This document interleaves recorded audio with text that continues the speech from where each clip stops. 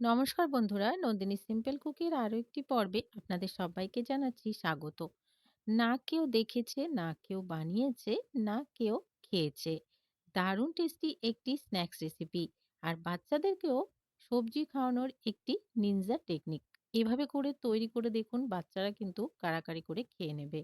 এতটাই টেস্ট হয় এই রেসিপিটি। তাহলে আর দেরি না করে চলুন বন্ধুরা, ঝটপট করে রেসিপিটি দেখে নিই। আজকের এই রেসিপি তৈরি করার জন্য প্রথমে এদিকে আমি দিয়ে দিয়েছি জল গরম হতে। আর এই জলে দিয়ে দিলাম 1/2 চামচ পরিমাণ লবণ আর দিয়ে দিচ্ছি 2 বাটি পরিমাণ বাঁধাকপি। এখানে একটা বাঁধাকপির অর্ধেকটা ছোট, ছোট করে কেটে নিয়েছি। এবারে এই বাঁধাকপিগুলোকে একটু সেদ্ধ করে নিতে হবে।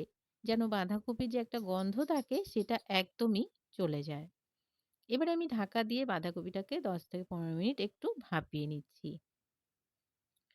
পুরোপুরি ভালো করে ভাপিয়ে নিয়ে জল ঝরিয়ে নিলাম। এবারে বাঁধাকপির যে আরো এক্সট্রা জল আছে সেটাকে হাতের সাহায্যে চিপে, চিপে বের করে নিতে হবে। ঠিক এইভাবে করে, যেমন তোমরা ভিডিওতে দেখতে পাচ্ছ। একটুও যেন এই বাঁধাকপিতে জল না থাকে সেদিকে খেয়াল করে বাঁধাকপিটাকে কিন্তু খুব ভালো করে চিপে জল বের করে নিতে হবে। সমস্ত বাঁধাকপি থেকে আমি জল বের করে নিচ্ছি। যতটা পারবে জলটা বের করে নেওয়ার চেষ্টা করবে। তবেই রেসিপিগুলো ভীষণ ভালো হবে। এবারে খুব ভালো করে জল ঝরিয়ে বাঁধাকপিটাকে আমি একটা পাত্রে নিয়ে নিলাম। এখানে এবারে দেখো, একদমই কিন্তু বাঁধাকপিতে জল নেই, একদমই ঝরঝরা হয়ে গেছে। ঠিক এইরকম করে নিতে হবে বাঁধাকপিগুলোকে। এবারে এখানে কিছু মসলা দিয়ে দিতে হবে। দিয়ে দিচ্ছি পরিমাণ মতো লবণ, একদমই অল্প পরিমাণে দিয়ে দিচ্ছি গোলমরিচের গুঁড়ো, দিয়ে দিচ্ছি 1/2 চামচ পরিমাণ চিলি ফ্লেক্স, দিয়ে দিচ্ছি ১ চামচ পরিমাণ চিকেন কারি মসলা, আর দিয়ে দিচ্ছি ১ চামচ পরিমাণ টমেটো কেচাপ, আর দিয়ে দেব ৩ চামচ পরিমাণ কর্নফ্লাওয়ার।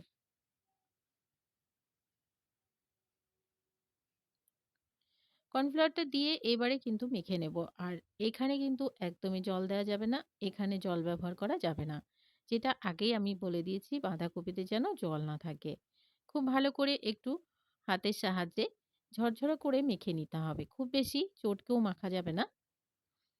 তো যেভাবে আমি মাখছি ভিডিওতে তোমরা দেখে বুঝতেই পারছো কিভাবে মাখলাম, ঠিক এইভাবে করে মেখে নিতে হবে। যখন দেখবে হাতে নিলে একটা এরকম গোল বল তৈরি হয়ে যাচ্ছে, তখন বুঝে নেবে যে মাখাটা খুব ভালোভাবে তৈরি হয়ে গেছে। এবারে এদিকে একটা ছিদ্রযুক্ত প্লেট নিয়ে নিলাম। আর এই প্লেটের মধ্যে আমি একটা, একটা করে বল তৈরি করব আর সাজিয়ে নেব। কোনো রকম তেল ব্যবহার করার প্রয়োজন নেই। তেল ছাড়াই কিন্তু আজকের এই ইউনিক রেসিপিটি তৈরি করলাম। কোনো রকম তেল মসলা খুব বেশি প্রয়োজন নেই।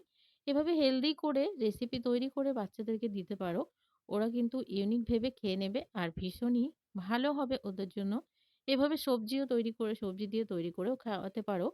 দেখবে ওরা ভীষণ খুশি হয়ে খেয়ে নেবে। এবারে এদিকে একটা কড়াইতে জল গরম হতে দিয়ে দিয়েছিলাম। আর এই জলে আমি এই প্লেটটাকে বসিয়ে দিলাম। এবারে ৫ থেকে ১০ মিনিট আবারও একটু ভাপে সেদ্ধ করে নেব। পুরোপুরি ১০ মিনিট পর আমি আবারও ফিরে এলাম। তো সমস্ত বলগুলোই কিন্তু রেডি হয়ে গেছে আর রেসিপিটিও তৈরি হয়ে গেছে। তো দেখো, সবগুলো রেসিপি কিন্তু খুব সুন্দরভাবে উঠেও আসছে। এবারে গ্যাসের ফ্লেমটাকে বন্ধ করে ঠান্ডা করে তারপরে ডিমোল্ড করে নেব।